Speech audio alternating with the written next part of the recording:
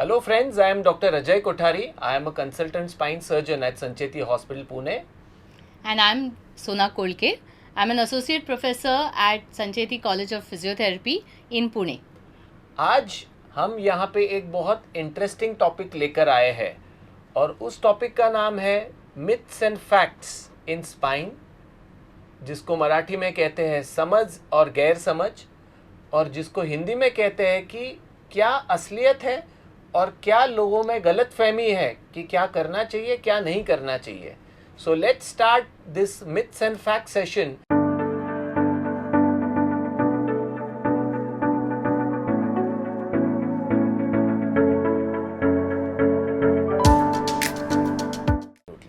अगला important point है कि हमने बेल्ट लगाना चाहिए या नहीं. अगर गर्दन के लिए सर्वाइकल कॉलर है, सॉफ्ट सर्वाइकल कॉलर है, हार्ड सर्वाइकल कॉलर है.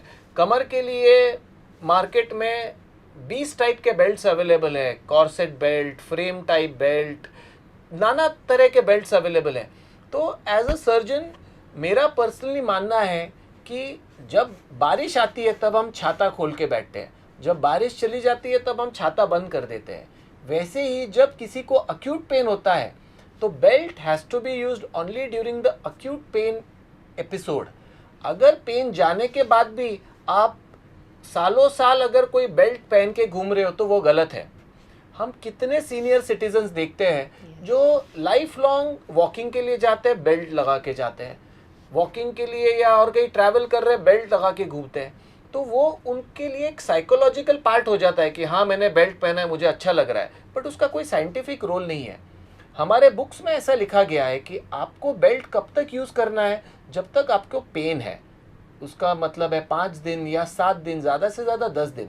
बट अगर आप बेल्ट का ज़्यादा इस्तेमाल करोगे, ओवर यूज़ करोगे, तो उसका साइड इफ़ेक्ट है कि उससे मसल वेस्टिंग होता है.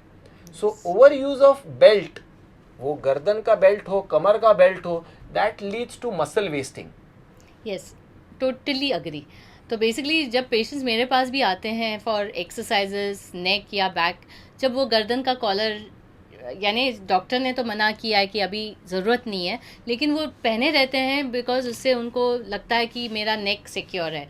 लेकिन just as doctor pointed out, आपके मसल्स आपका मेन सपोर्ट है. वो आपका ट्रू यानी आपके शरीर का वही ब्रेस है, योर मसल्स. तो आपके जब आप बेल्ट लगा के रखते हो तो ये मसल काम करना बंद कर देते हैं, और जब वो काम करना बंद कर देते हैं नेचुरली वो वीक हो जाते हैं और वो सिकुड़ जाते हैं. तो अगर इनको फिर वापस बिल्ड करना बहुत एक लंबा प्रोसेस हो जाता है. तो डॉक्टर ने जितने दिन के लिए आपको एडवाइस किया है, जैसे सर ने बोला कि जब पेन बहुत है उतने ही दिनों के लिए कॉलर या बेल्ट लगाइए. उसके बाद आपको आपके मसल्स को स्ट्रॉन्ग करना है ताकि वो आपके नेचुरल ब्रेस बने जो आपके स्पाइन को अच्छी तरह से प्रोटेक्ट कर सके. एब्सोल्युटली. एक कॉमन एक्सरसाइज का मीडियम है आज जिम्नाशियम जिसको बोलते हैं. उसमें क्या होता है कि मैं रोज़ एक पेशेंट देखता हूँ मेरे ओपीडी में जो जिम रिलेटेड इंजरी से हॉस्पिटल पहुँचता है. तो जब मैं उससे हिस्ट्री लेता हूँ कि भाई हुआ क्या, तो बोलता है कि मैंने 50 पाउंड का डेडलिफ्ट किया है, मैंने 50 पाउंड का लेग प्रेस किया है, मैंने सामने झुक के वो बार उठाया है. तो मेरा एक ये पर्सनल मानना है कि देखो, we should be Bruce Lee, we should not be Arnold Schwarzenegger. इसका मतलब क्या है कि हमारा बॉडी लीन थिन, चुस्त दुरुस्त और फिट होना ज़रूरी है. हालांकि अगर बड़े बड़े बाइसेप्स, चेस्ट दिखती है, उसका मतलब फिटनेस नहीं है. फिटनेस मतलब आपका शरीर मजबूत भी होना चाहिए, फ्लेक्सिबल भी होना चाहिए और एंड्योरेंस भी होना चाहिए कि 12-12 घंटा काम करें. तो होता क्या है कि ये यंगर जनरेशन वेट लिफ्टिंग में बहुत ज़्यादा है. Weight lifting is a good exercise but it has to be done within limits.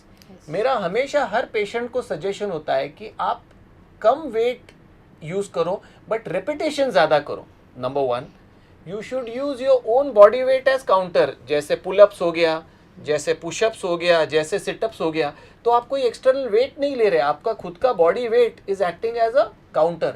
तो मेरा एक अनुरोध है कि जो लोग जिम करते हैं they should not venture into lifting very heavy weights. मेरा एक अनुरोध है कि उन्होंने बहुत हैवी वेट्स उठाने की ज़रूरत नहीं है फॉर फिटनेस. और डेडलिफ्ट का नाम ही डेडलिफ्ट रखा है क्योंकि आदमी डेड हो जाता है वो करने के बाद, इसीलिए ये डेडलिफ्ट, हेवी लेग प्रेसेस, सामने झुक के कोई 25 पाउंड या 50 पाउंड का बार उठाना, ये नेसेसरी नहीं है, ये फिटनेस नहीं है। आपका मसल का टोनिंग करना है आपको वेट्स के सहारे, तो आप 5 किलो 10 किलो 15 किलो के जो बेसिक वेट्स हैं उससे आपका मसल का टोनिंग कर सकते हो। और ज़्यादा वेट और कम रिपीटेशंस ये गलत है, बट कम वेट और ज़्यादा रिपीटेशंस ये करेक्ट है। मैडम क्या Yes, कहेंगे? I agree. In fact, many youngsters, many middle-aged people suddenly आजकल एक्सरसाइज का एक एक दौर चल रहा है जहाँ पे सबको अपने बॉडी बनानी है ये, and as sir actually pointed out and sir as I think outlined वो सब पॉइंट्स बोल ही दिए हैं सर ने। But one thing I would like to say is exercise building is always a very gradual process. वो आप जो भी एक्सरसाइज में वेट्स उठाते हो it has to be very gradually increase. ये नहीं कि आज मैंने 10 किलो तो कल मुझे 15 किलो, नहीं, it has to go through a very stepwise format. और आपका अगर जिम में ट्रेनर है या if there is anyone to guide you, please do it under guidance, because खुद ब खुद आज मैंने इतना उठा लिया, चलो मेरे फ्रेंड उठा रहा है तो मैं भी उठा लूँगा, बहुत ही गलत बात है। In fact as sir pointed out उनके पास रोज़ एक केस आता है, so you know this is very harmful. तो इससे बचे, and specially once we get into a age जहाँ हम 30s या 40s में हैं, तो ये केयर हमको बहुत ज़्यादा लेना पड़ेगा। Because suddenly when one day we want to become fit, we join the gym and we want to weights उठाना है, हमको हमारे डोले बढ़ाने हैं या कुछ भी, तो इसमें सिर्फ ध्यान रखिए कि हमारी बॉडी तैयार है क्या। You can't jump into an exercise, you can't jump into weight lifting, उसका एक प्रोसेस होता है और वो प्रोसेस फॉलो करना बहुत ज़रूरी है। And as sir pointed out, हमको कुछ weight we don't have to become body builders, हमको उतना ही फिटनेस चाहिए जितना हम हेल्दी रह सके, और उसके लिए less weights more repetition works best, I think is most important. Yes. अगली एक इम्पॉर्टेंट बात है कि बहुत से पेशेंट मेरे पास आते हैं कि मैं रोज़ वॉक के लिए जाता हूँ, तो ये फिटनेस के लिए सही है क्या? मैं बोलता हूँ नहीं। देखो, exercise has to be 6 days a week. Sunday को आपको छुट्टी लेना है या हफ्ते में 1 दिन छुट्टी लेना है, हफ्ते में से 6 दिन एक्सरसाइज करना है।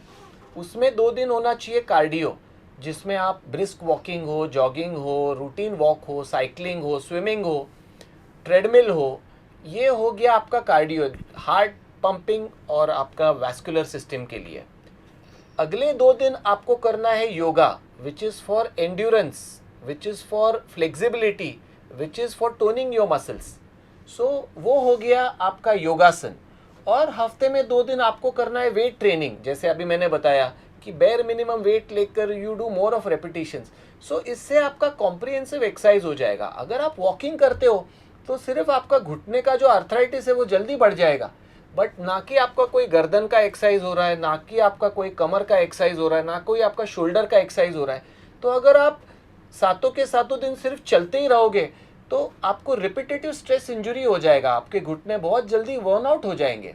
सो अगर एक्सरसाइज आपको करके फिट होना है तो आपको आपका एक्सरसाइज हफ्ते में 3 किश्तों में डिवाइड करना होगा और संडे 1 दिन आपको रेस्ट करना होगा, जिससे आपका जो इंजरी होता है एक्सरसाइज के बाद उसको हील होने में हेल्प होता है। Yes, I think I agree with sir. I think हफ्ते में 3-4 बार अगर चलना है तो चल सकते हैं, उसके साथ आप एक दिन योगा करिए, as sir pointed out swimming पसंद है तो स्विमिंग करिए, जिम हफ्ते में 2 बार या 3 बार, सो स्ट्रेंथ बिल्ड हो जाएगा। सो हर एस्पेक्ट यानी जो जोड़े हमारे हाथों में, शोल्डर के जोड़ों को या तो एल्बो के जोड़ों को, स्पाइन के जोड़ों को, सबको एक्सरसाइज देने के लिए they are different exercise forms, so सबको एक्सप्लोर करें, लेकिन with guidance. I would say always, अगर स्पेशली आप 30 से अबाव हो तो कुछ भी एक्सरसाइज फॉर्म शुरू करने से पहले आपके डॉक्टर को, आपके फिजियोथेरेपिस्ट को ज़रूर पूछ लेना, और so that you can be safe when you are exercising. So friends, stay tuned. और बहुत इंपॉर्टेंट मिथ्स एंड फैक्ट हमारे हेल्थ, ऑर्थोपेडिक्स और स्पाइन रिलेटेड आने वाले हैं, सो कहीं जाना मत। आपके गलत फहमियों का खुलासा, या तो जो सच्चाई है और जो गलत फहमी हम इतने सालों से सुनते आ रहे हैं या तो समझ में आ रहे हैं या तो हम बिलीव करते हैं, इसका खुलासा आगे भी होगा। Thank you.